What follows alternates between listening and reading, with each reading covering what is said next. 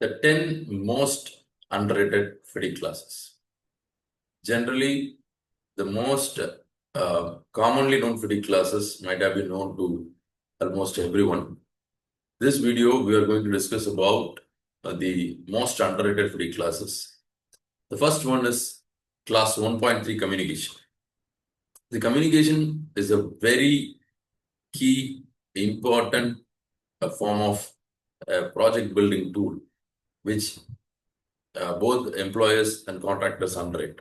So we have to keep recording all the information which has been discussed between the employer and contractor, especially about the variations, scope changes, etc. If it's not being recorded, then it will be very, very difficult for the contractor in the later stage or by the employer in the later stage to prove what they have communicated to the contractor. In world, almost all jurisdiction has accepted the oral contracts.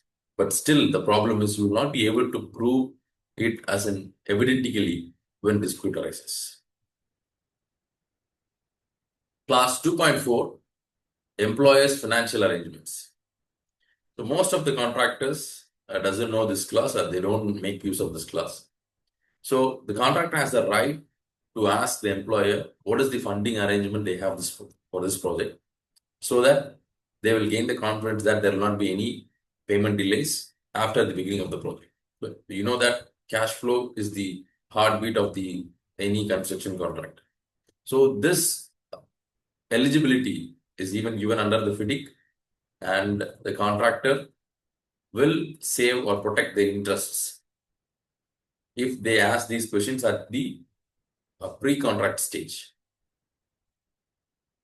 Class 3.5, determination by the engineer. So whenever a contractor submits any kind of, it might be a claim, it might be delay analysis, or it might be any thing required to the changes which has been discussed between the employer and the contractor, it goes to the engineer for the verification, and the engineer shall determine it in a very neutral tone and then submit to the employer. In most cases, if you see that engineers take the side of the employers, and from my experience, I have seen that many engineers, they lack the expertise in determining the submission of the documents itself, which needs an universal change required in the construction industry. I think it is happening already, it will happen more. And the strong documentation can secure fairer determinations, and these decisions often hinge on contractors' supporting records. Class 4.7, setting out. See, it assigns liabilities for the errors in the reference data given by the employer at the beginning of the project. Even though it is a design-build contract type or an EPC contract type, the entire obligation is being transferred to the contractor. Everything is built on a basic reference data given by them. If those reference data has issues, if it is an oil and gas project, if the basic temperature and pressure given by the employer has an issue, then whatever you design will have an errorful design. And similarly, it goes to the survey data. So even though the survey is in the contractor part, the basic details required for the survey has some issues, which was given by the employer, then that will have an impact on the entire design build or the EPC project. So these are the data which has to be very clearly verified by the contractor to avoid huge cost loss or time loss in later stages. Class 6.7, health and safety obligations. Usually, very few countries take health and safety obligations very seriously. Countries like UAE and Oman and most of the Middle East companies and European countries take health and safety in a very, very, very, very cautious manner, because they know that any issues that is arising out of safety will result in fatality, will result in accidents that will delay the project, that will cost them huge, that will cost the credibility of the contractor or the project itself, which also impacts the employee. So this class shall not be taken for granted, because Not just the HS engineers from the contractor and the employer or the engineer has to discuss about health and safety. The entire project team or the entire contracts team also must be aware of this, and they have to keep discussing on this. Class 7.4, remedial work and access. Most contractors might have faced this. When the employer send a curation notice that there are so many defects, you have to come and rectify. But the employer doesn't allow the contractor to come and rectify. And the employer in turn gives a big negative variation or back charges that we went with another contractor because you didn't come in, and this is the cost you have to pay. This is a very common scenario in the industry, and which is not acceptable. The contractors are not being given their rights even under the contract. So a clear access protocol will reduce the downtime and the disputes. Class 8.6, rate of progress. So this class gives the employer the leverage to ask even at any point of time that if they feel that the progress is getting slow or there is a visible delay, they can intervene in any time as a contractor that to increase the rate of progress. For this, the employer must be aware of what is the rate of progress to be achieved and what is the productive rate, and whether the planned schedule has the comfortable activity performance date, or that has to be addressed by the employer.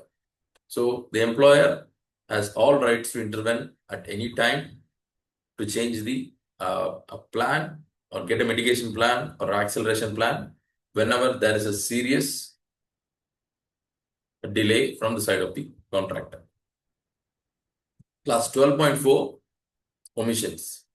So this covers the removal of work items by the employer. For example, there is a contract for 100% of scope.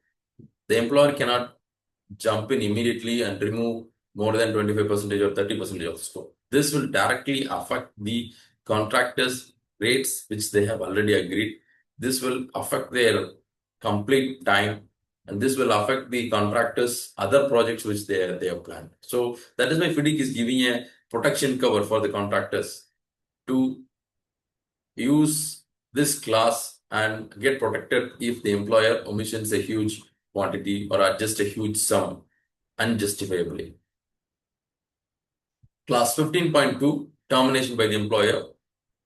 So this gives a specific ground, a specific scenario when the employer can determine. The misuse of this class will end up in a wrongful termination claim, which the contractor can bring up in later stage. So very careful compliance check helps the contractor protected and protect their rights under this class. Class 20.1, that everyone might know this class, but still the notice of claims are being very underrated. The notices are not being parked in a proper place and proper time when it is being required to be shared with the employer.